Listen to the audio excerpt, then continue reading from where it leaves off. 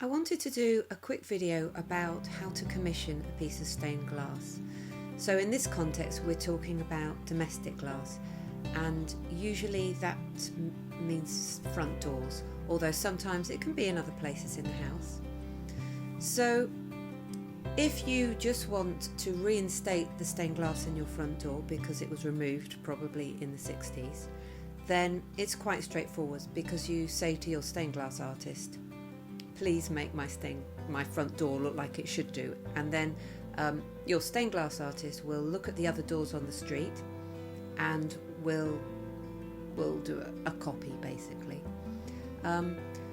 Don't expect the glass to be very bright in colour, because that's not authentic. That's more probably to our tastes now than to houses from Victorian era going forward to the 1930s, which is the period where you get the most domestic stained glass. So that's quite straightforward. What's trickier is when there's no clue as to what sort of stained glass you should have in your front door, and in that case look for other houses of a similar period and pick something that might be in keeping, and your stained glass artist ought to be able to guide you with that if it's something you're unsure about. Take lots of photos, look on the internet, and then it gives your stained glass artist something to go by.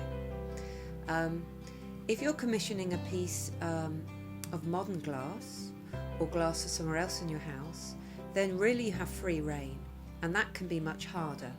So I would suggest you get lots of images together. It can be a stained glass, or it can be of just maybe art that you enjoy, something that will give your stained glass artist an idea of your taste. Maybe let your stained glass artist see your home, see what sort of pieces you have in your home, because what's very important is the context that the stained glass is going into. So it's got to suit the environment. So those are a few pointers which should get you started, but really your stained glass artist will be able to guide you. So enjoy. I would say any piece of stained glass will enhance your home. Oh, and any questions, get in touch.